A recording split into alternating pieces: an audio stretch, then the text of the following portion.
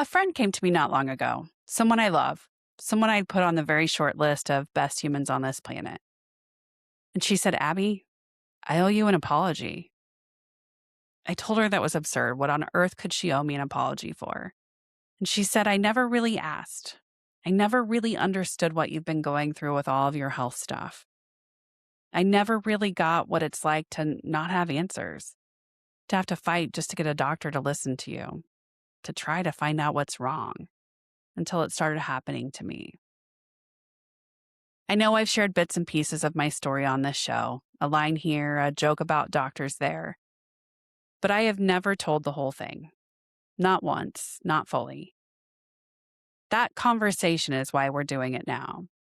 So if you've ever felt like your friends don't quite believe you, like your doctors have stopped listening, like your own body has become a stranger you can't get a straight answer out of, or if you've watched someone struggle to find answers and wondered what was happening, stay with me.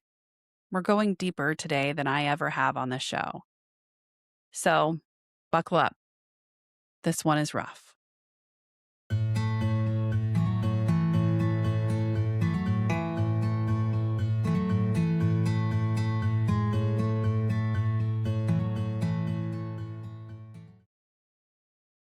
Welcome back to ICMM Living Life Unpaused, the show about hitting play on your own life, especially when life hands you something you didn't plan for. I'm Abby Ventrilo. And most weeks, this is a show about pivots we choose, careers we walk away from, side hustles we finally give ourselves permission to try. Today is different. Today is about the pivot none of us choose, the one where your own body becomes the project you didn't sign up for, and the people around you have to decide whether to believe you while you're still trying to believe yourself. This is my medical story, all of it, in order for the first time. It's not a short one, and it's not always an easy one, but I promise you it goes somewhere. I'm not sharing it because I need anyone to feel sorry for me. The hardest parts of this story are behind me, and in a strange way, I'm grateful for what they taught me. I'm sharing it because understanding changes how we show up for one another. If you're the one living this kind of story, I want you to know you are not alone. There are far more people walking through years of unanswered questions than most of us realize. And if you're listening because someone you love is in that place right now, or maybe because after today, you'll recognize that someone in your life has been there, I hope this helps you understand what that experience feels like from the inside. Sometimes the greatest gift we can give someone isn't advice or another doctor to try.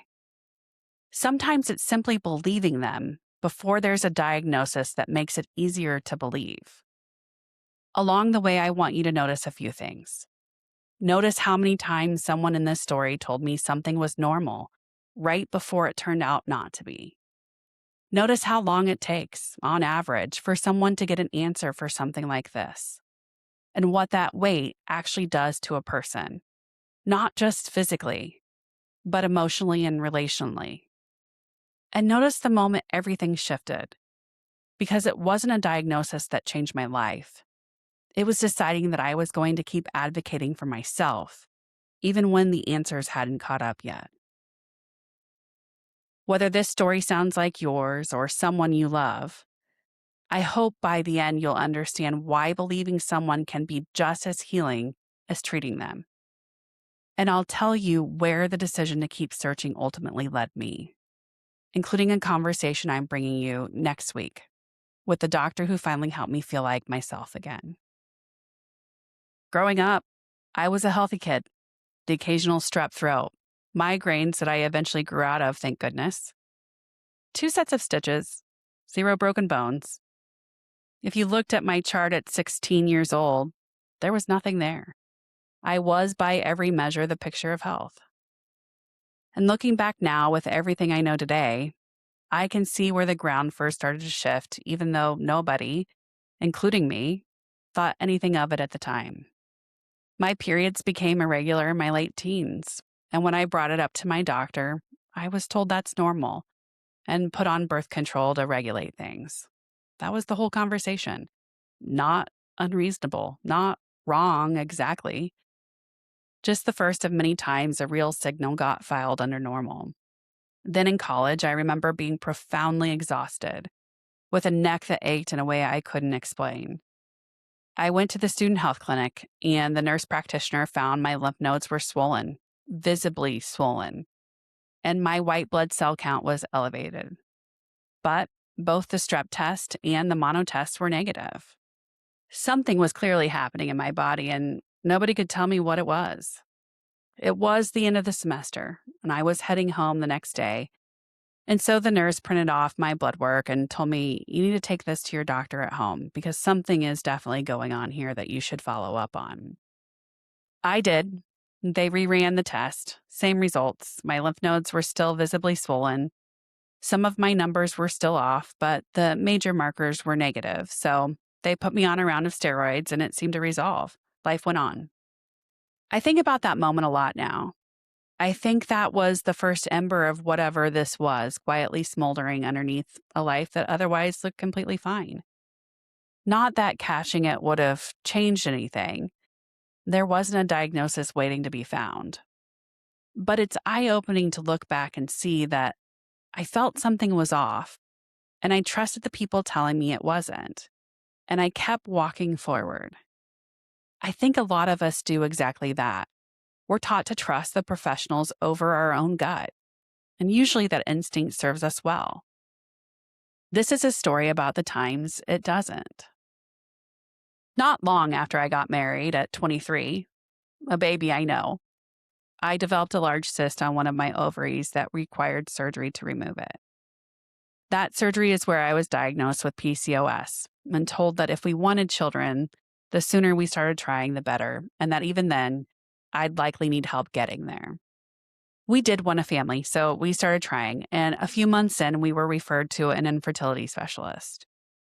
What followed was almost a decade of appointments, stacked on appointments, and blood draws, pills, shots I gave myself before, after, and even during work, hiding in my car or a bathroom stall, IUI transfers and IVF cycles, and many times a positive pregnancy test that weeks later would turn into a miscarriage.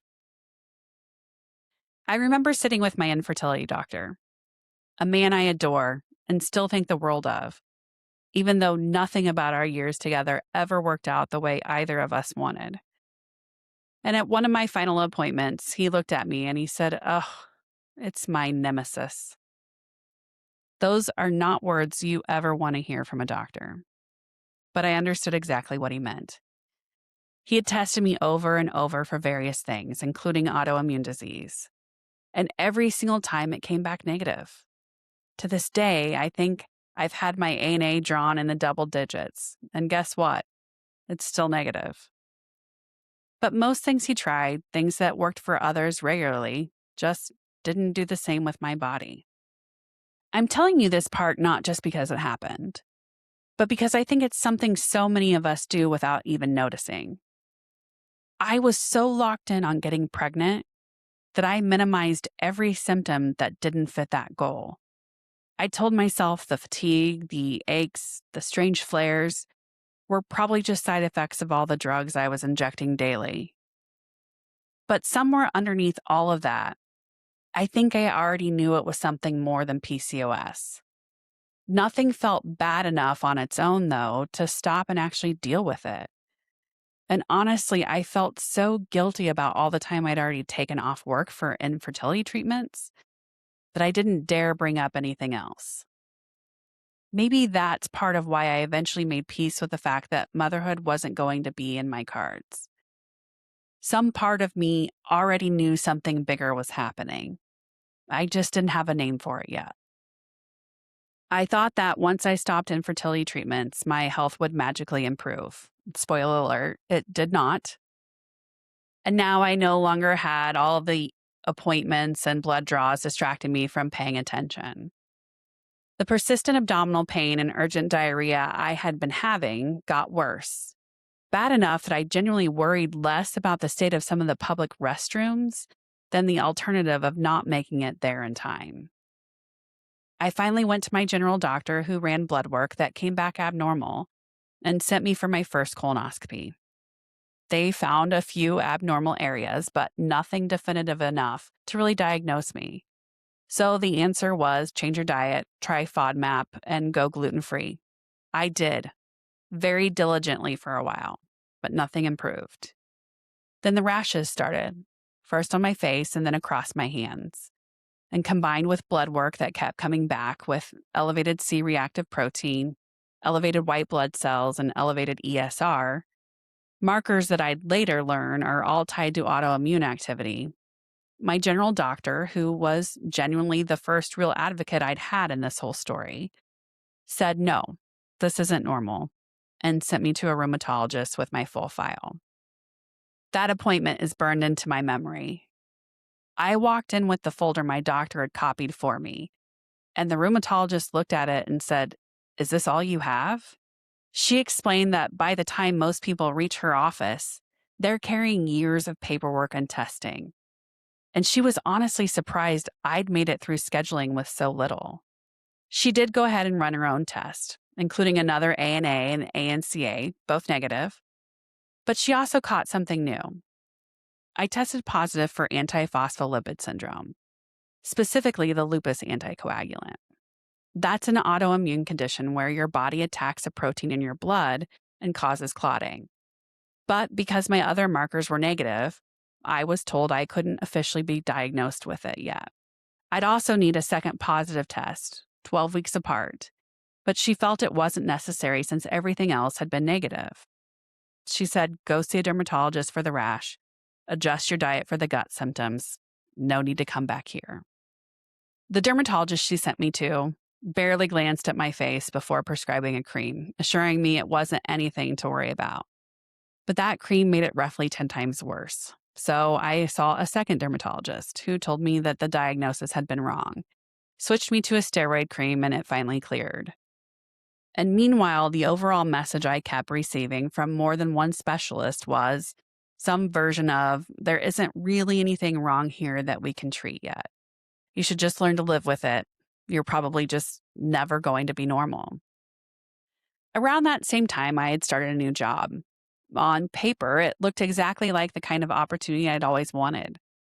It was a chance to build something from the ground up, work I'd done successfully before and loved.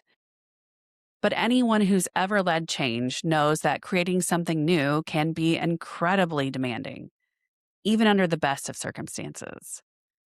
I was learning a new company, building a program from scratch, trying to prove myself, and putting enormous pressure on myself to get it right. At the time, I thought I was handling it. But looking back, my body was telling a very different story. The symptoms I'd been living with for years didn't just continue, they exploded. I remember sitting at my desk one afternoon in absolute pain, feeling the nausea starting to creep in, thinking I'd just push through until the end of the day. I remember I had to pull over twice on the drive home to be sick on the side of the road. We had just moved into a new neighborhood, and one of our neighbors was hosting a little welcome gathering that evening. So I told my husband to go without me, that I'd lie down and see if I felt better. I thought it was just a bug. But I didn't. I ended up calling him to come home and take me to the emergency room. My first ER visit as an adult also turned into my first hospital stay. A CT scan showed about a 6-inch section of my small intestine was enlarged, at risk of bursting, and they needed more testing to figure out why. So they started me on steroids and antibiotics, no food, not even liquids at first. And during an endoscopy and colonoscopy, I had a bronchospasm and stopped breathing. So they had to end the procedure early, though they felt they'd seen enough to rule out celiac disease, Crohn's, and ulcerative colitis. By this point, my symptoms had started resolving, and it happened to be my birthday, and I was sent home with the explanation that it was likely something I ate, no need to follow up. At the time, it felt like another random medical mystery, another frightening event with no real explanation and no follow-up plan. It would be years before I understood that this hospitalization wasn't an isolated incident at all. It was part of a much bigger pattern. Looking back now, I don't think the timing was a coincidence. In fact, I think it makes perfect sense once you understand what chronic stress actually does to the body. For years, I blamed myself. I thought maybe I just wasn't handling stress as well as everyone else. Maybe I needed to be tougher. Maybe I needed to sleep more. Maybe I just needed to relax. What I didn't understand then, and what I wish someone had explained to me, is that chronic stress isn't simply an emotion, it's biology. We tend to think of stress as something that happens in our minds, but our bodies don't make that distinction. Every deadline, every sleepless night, every season of uncertainty triggers the same stress response system designed to help us survive immediate danger. That's incredibly useful when the threat lasts a few minutes. It's much less helpful when the threat feels like it lasts for months or years. One of the key players in that system is cortisol, a hormone that actually helps regulate inflammation. But research shows that when our stress response stays switched on for too long, our bodies stop responding to cortisol the way they're supposed to. Instead of calming inflammation, that system becomes less effective, leaving the immune system more likely to stay activated. That's one reason researchers have found that many autoimmune diseases either appear or dramatically worsen during periods of prolonged stress. It doesn't mean stress causes autoimmune disease, but it can absolutely become the spark that turns a smoldering fire into a full-blown flare. Looking back now, that's exactly what I think happened to me. Almost exactly a year later, I was back in the ER with nearly identical symptoms and a nearly identical CT scan, and I was admitted again. Another scope, a specialty MRI, heart monitoring and an echocardiogram, and an angiogram to check for inflammation in my blood vessels. More blood work. My ANA and ANCA negative again, even though everything else pointed to something being very wrong. They could see the inflammation on imaging and in my blood test. Something was seriously wrong. They simply couldn't find its source. My hospitalist that visit genuinely tried to fight for me. She called in a rheumatology consult, and the doctor who came to see me looked at my chart for maybe a matter of seconds and said, "I don't know why they called me for you. Your ANA and ANCA are negative. There's no reason for me to see you." Then he stepped just outside my door and loudly enough that I heard every word, told her she'd wasted his time. But she didn't back down. She didn't send me home and chalk it up to a fluke. She called her own brother, a GI specialist in another state, who told her to push for a biopsy. And so she found a surgeon willing to do it in a few weeks to allow for the inflammation to resolve some, so I would have a better surgical outcome. And I went home to wait. This was the season where I remember collapsing in tears in my kitchen because I had no idea what was happening inside my own body. And because I could feel, even if nobody ever said it out loud to my face, that some of my friends had started to wonder whether I was making it up, or at the very least making more of it than it was. Nobody was cruel about it. It was quieter than that. A slight hesitation before someone asked how I was doing. A shift in tone once my answer got complicated for the third or fourth time in a row. And maybe it was all in my head, but I felt there was this doubt every time I didn't get an answer. I felt really alone. That feeling has a name, and it turns out it is remarkably common.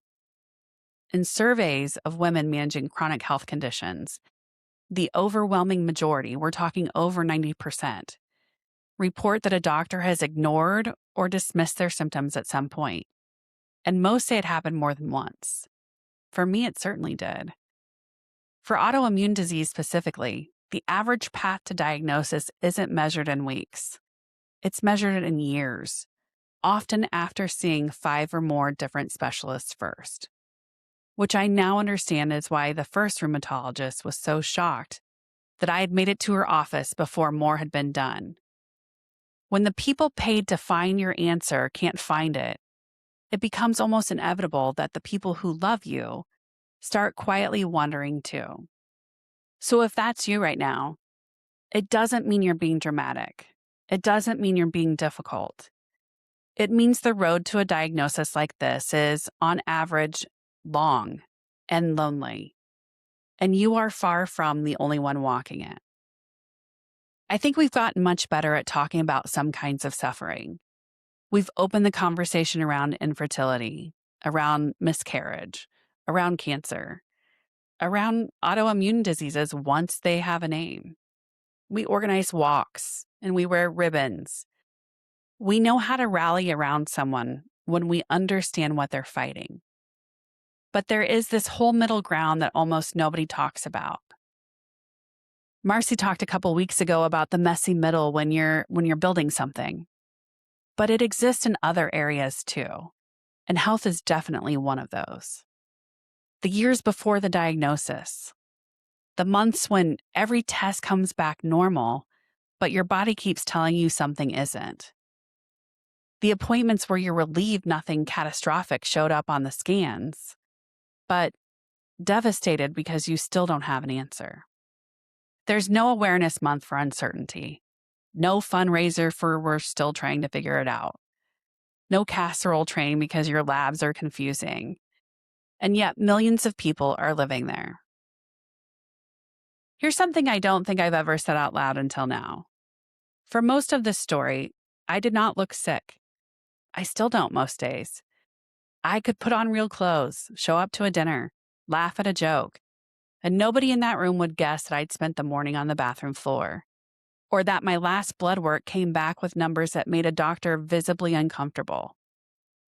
Invisible illness is a strange kind of lonely, because you're not just managing the disease itself. You're managing everyone else's disbelief, including some days your own. I got quiet about it for a long stretch, and I want to be honest about why. It wasn't because I stopped struggling. It was because I got tired of watching people's faces try to hold two things at once. The version of me they knew, and the version of me describing a body that seemed to be falling apart for no visible reason. I got tired of the well-meaning, "Oh, but you look so great," or "Aren't you just a medical mystery?" Comments that were true and also somehow made me feel like I had to prove something. I got tired of feeling like I was too much, too complicated, too hard to keep track of. So I started editing myself down to the manageable version. I'm fine, hanging in there. Nothing new to report this time. That's part of why my friend's apology hit me the way it did. She wasn't apologizing because she'd done anything wrong. She was apologizing because she finally understood what it costs to carry something nobody can see. Something that doesn't come with a cast or a diagnosis you can hand someone in a single sentence. I don't think most of my friends ever doubted me on purpose. I think, like most of us, they simply didn't have a framework for a story with no ending yet. We're comfortable with sick and getting better. We're a lot less comfortable with sick and still searching. We like neat stories with endings. I had never known anyone who didn't walk into their doctor's office with a problem and come out with a diagnosis and a treatment plan. Someone gets sick, they get a diagnosis, they start treatment. Everyone knows their role. But what happens when the diagnosis never comes? Or it takes 5 years? Or 10? People slowly stop asking because they don't know what else to say. And you stop talking because you don't want to become the sick friend. And somewhere in the middle of all of that, you start wondering whether maybe everyone else is right. Maybe it is in your head. Maybe you're just weak. Maybe this is just life now. And that may be one of the cruelest parts of an invisible illness. Not just that other people begin to doubt you, but that eventually you begin to doubt yourself. I have a friend that likes to say there's a reason they call it practicing medicine. The absence of a diagnosis is not proof that nothing is wrong. It is proof that medicine hasn't caught up to you yet. Looking back, I realized infertility was my first experience with this kind of loneliness. Every month there was hope, then disappointment, then another doctor's appointment, and then another unanswered question. Watching others with the same diagnosis I had have their happy ending. When it ended without the story I'd hoped for, people eventually stopped asking. Not because they didn't care, because life moved on, and mine couldn't. Years later, when my health journey began, it felt hauntingly familiar. Different problem, same loneliness, waiting for an answer that never seemed to arrive for me. Sometimes the hardest part of suffering isn't the pain. It's having to convince other people that the pain is real. That doesn't only apply to chronic illness. It applies to infertility and grief and depression, burnout, unemployment, caregiving, and so many invisible struggles. I didn't have any of that language back when I was actually living it. Back then, all I had was the fear, and the next date circled on my calendar. And that date was the biopsy my hospitalist had been fighting to get me. So let's go back to the timeline. The day before that scheduled biopsy, I developed a blood clot in my arm. They called it superficial, meaning it wasn't in a major vein, so the surgery could still go ahead. I remember they even wrote on my arm so they wouldn't accidentally use it to draw blood or for any of the lines. Also, I should note, I keep calling it a biopsy because that's technically what it was. But it wasn't a small sample. They removed about 4 inches of my small intestine. It was a full bowel resection for tissue analysis. So it wasn't a simple surgery, and I spent several days in the hospital afterwards. While I was there, and because of the clot, they tested me and found I was positive for factor V, a genetic clotting disorder, which sent me to a hematologist. Someone I'd later learn mostly treats blood cancers, not chronic conditions like mine. But he reviewed everything and told me, I think it's time you go to the Mayo Clinic. I think you have an autoimmune condition, but we just can't find it here. And they're better equipped for the rare cases. So he helped me get an appointment, and a few days later, I was in Rochester for a full week of testing. That week didn't end with a diagnosis and a treatment plan. It ended with a plan for even more testing, which I genuinely didn't think was possible at that point. But what they did offer was a connection to physicians closer to home, so I wouldn't have to keep traveling. And that's how I ended up where I am. There, I went through another colonoscopy, had my original biopsy pathology reviewed by their own team, swallowed a tiny camera and a pill to look further into my gut, and was referred to rheumatology. My appointment was originally scheduled 6 months out, and that got moved up to 2 weeks because, frankly, I was getting sicker fast. I remember a resident coming in during one of those visits and telling me, "We're going to get to the bottom of this and get you some relief." And I heard her step outside of the room and the supervising doctor pull her aside and tell her she should never promise something like that to a patient because you can't guarantee it. I understood why he said it. I also held on to her words anyway, because at that point, I needed something to hold on to.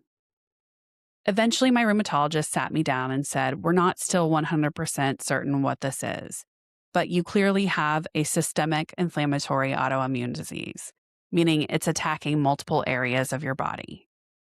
Normally, this pattern would point to lupus or vasculitis, but right now you're negative for both.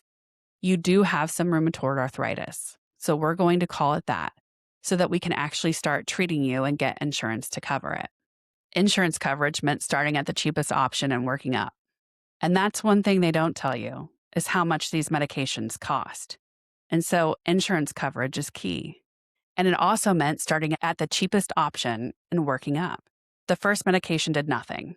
The second was a pill I took nightly, and it left me spending entire nights on my bathroom floor violently ill, then going to a brand new job the next morning trying to function like nothing was wrong, and then spending my lunch break sleeping in my car in the parking lot. After a couple weeks of that, my doctor moved me to Humira, an injectable. And for the first time in years, I actually started to feel better. Genuinely, meaningfully better. About a year into Humira, I started having heart palpitations. It felt like someone had turned my chest into a jar of marbles and was just shaking it at random. I'd lose my breath out of nowhere. It got bad enough one day that my general doctor's office worked me in, and they hooked me up to an EKG, found an irregular rhythm, and sent me down for a CT scan to check for a clot. Except once I got there, I learned that because I hadn't come through the emergency room, my insurance required prior authorization first, and they sent me home. That authorization still hadn't come through the next day, so my doctor told me to just go to the ER instead because we couldn't risk waiting. By then, my heart had gone back to a normal rhythm, and the scan came back clear. That led to a cardiologist, though, and an abnormal stress test, and a new medication to help keep my rhythm steady. I had almost a full year of relative quiet after that, though during COVID, they did find a benign tumor on my parathyroid that had to be removed.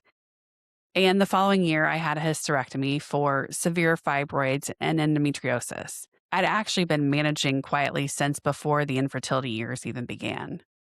Then things shifted again, and this time it moved into my blood, and I started noticing bruises everywhere, along with strange rashes across my legs and ankles, shortness of breath, and heart palpitations that got worse whenever I worked out.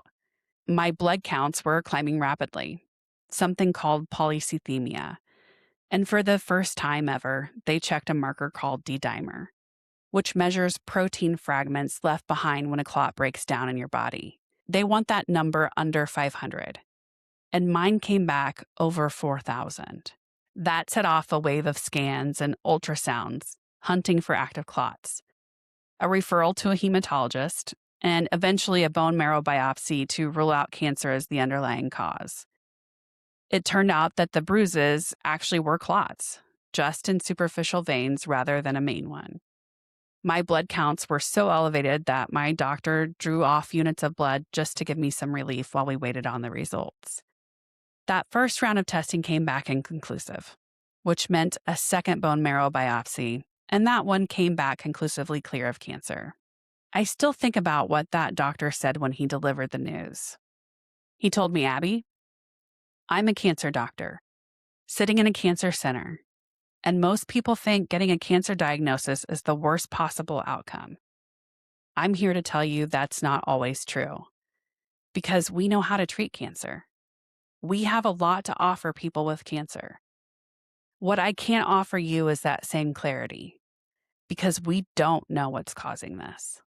But I want you to hear me say this. You are not crazy. What you are experiencing is real, and I am not going to stop until we find a reason for it. Sometimes medicine doesn't know how to treat something that doesn't fit neatly inside a diagnosis box." That was the first time a medical doctor put into words the exact fear I'd been quietly carrying for years. That maybe I really was losing it if nobody could ever pin this down. That fear is not irrational, by the way. It's actually very well documented. Researchers who study what's called the diagnostic odyssey, the long, uncertain road some patients travel before getting to an answer, have found that a majority of people going through it develop real, measurable psychological symptoms along the way. Anxiety, depression, a creeping sense of hopelessness. Not because the physical symptoms were ever imaginary, but because living for years without an explanation is, in itself, its own kind of ongoing trauma to your nervous system. Some researchers now argue the diagnostic search itself should be treated as a medical event, not simply a delay before the real story starts. It is not weakness. It is what an unanswered body does eventually to a mind that's been asking for answers for years. Before I was transferred to a new specialist who focused on non-cancer blood conditions, they repeated one test that had never been followed up on properly, the antiphospholipid test, and it came back positive again for the lupus anticoagulant. That meant it needed to be repeated once more 12 weeks later, this time under the new doctor. That second test also came back positive, and between my chart and my rheumatologist, I already knew the result before I ever walked into that follow-up appointment, fully expecting we'd finally move forward with treatment. Instead, she introduced herself, and I'll just say bedside manner was not her strength, and told me that although the second test was positive, she wasn't comfortable diagnosing or treating me for antiphospholipid syndrome yet. I asked her to explain, And she said the criteria required 2 positive tests 12 weeks apart, which I had, not even counting the one from 10 years earlier that had never been followed up on. It required an existing autoimmune diagnosis, which I had, though she hadn't realized that because she only looked at my ANA, which was negative, and that it required an actual blood clot, which I also had, except in her view, because mine had all been superficial rather than in a major vein, they didn't count. She told me she wanted to wait until I had a significant clot before treating me. I remember looking at her and asking, "So you're telling me that 2 positive antiphospholipid tests, an existing autoimmune diagnosis, and dozens of superficial clots at this point, and the fact that I feel truly miserable, none of that is enough for you to treat this? What exactly would be enough?"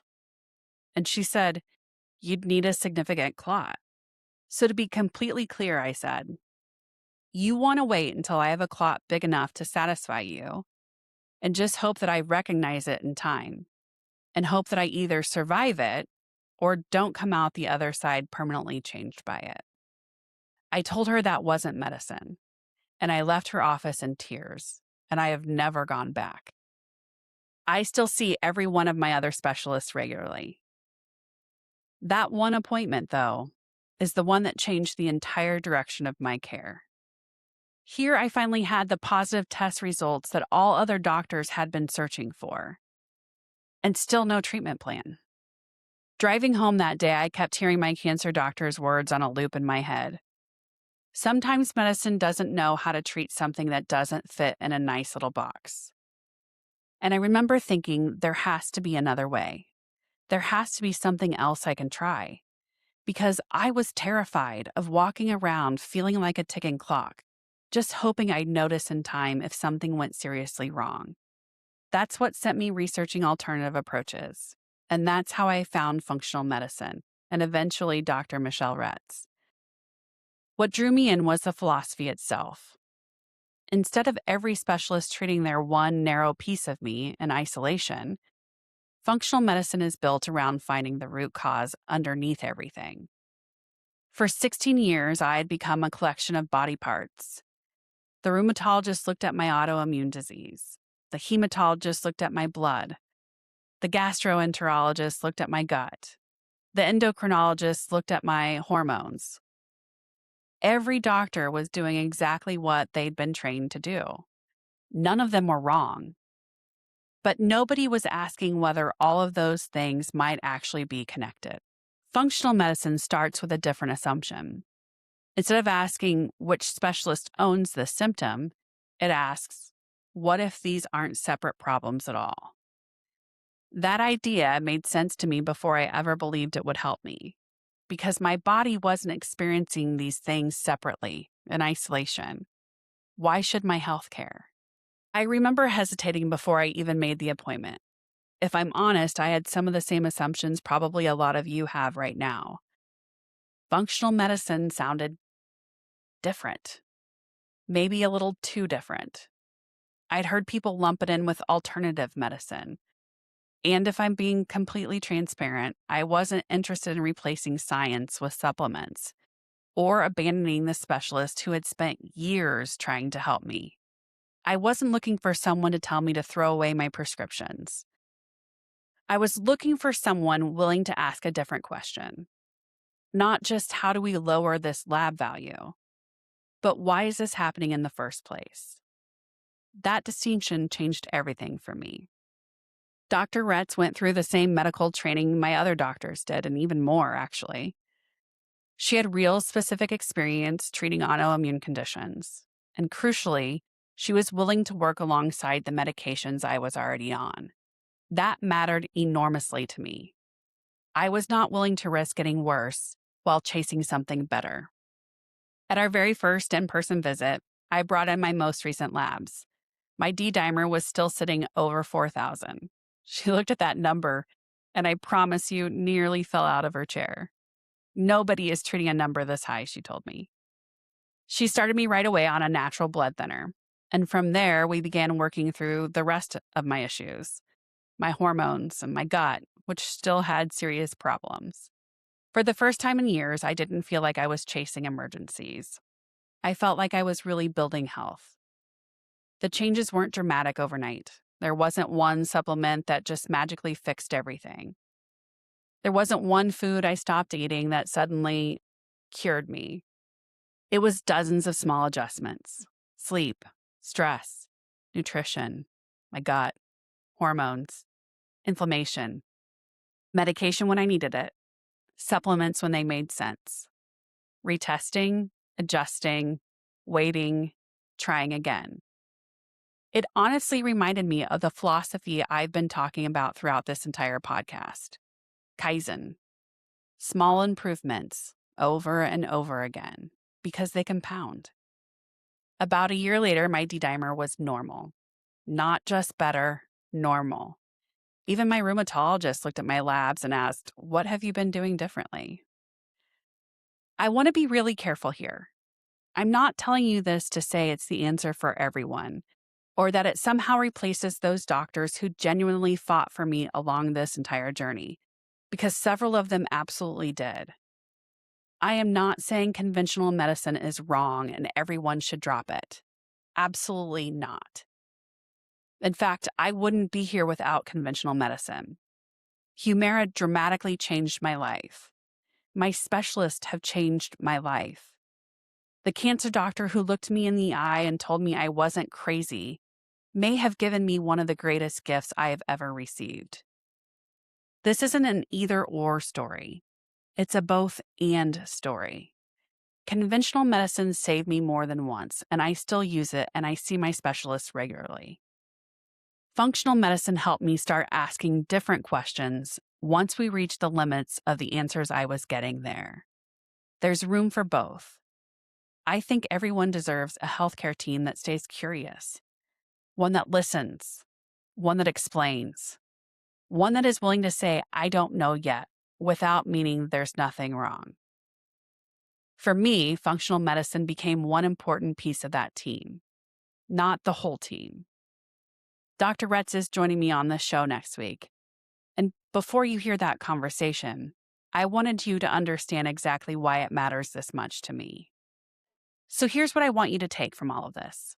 If nothing else, you are the only one who truly knows you. You're the only one who knows when something isn't right, even when it refuses to show up cleanly on a test. You have to be the one who keeps pushing, even when it's exhausting, even when it feels like nobody around you fully believes it yet. You are the only expert on your own life. And sometimes the most important thing you can do is keep advocating for yourself when the path forward isn't obvious. I say that with real compassion for the doctors on the other side of this story, too. They are overworked, seeing more patients in less time than ever, and having nearly every decision second-guessed by insurance before they can even get paid for the visit. Every single year without fail, it's a fight just to get my Humira refilled. And now there's generic versions of it in the mix too, which is honestly its own entire episode for another day. But none of that changes the answer for you. Keep the folder. Ask the second question. Get the second opinion, and the third if that's what it takes. Find the doctor and the friend who more than believes you, one that will actually listen to you. And if you're the friend, the partner, the parent, on the other side of this, listening to someone you love describe a body that doesn't make sense yet, here's the only thing I'd ask of you. You don't have to understand it. You don't have to have an answer. You just have to believe them, listen to them, and support them while they look for one. That belief alone, even without a diagnosis attached to it, is the thing that gets people through the years it can take to finally get one. That's it. That's my story. The whole thing out loud for the very first time on the show. If any part of what I shared today sounds familiar to you, I hope it helps you feel a little less alone in it. And if you know someone in the middle of their own unanswered chapter right now, send them this episode. Next week, you're going to hear directly from Dr. Michelle Retz, the doctor who helped me get back to my normal and helped me feel like myself again for the first time in years. You will not want to miss that conversation. So hit subscribe now so it lands right in your feed the moment it's live. As always, it's just one intentional thing every day that moves your life forward. Until next week, be careful out there.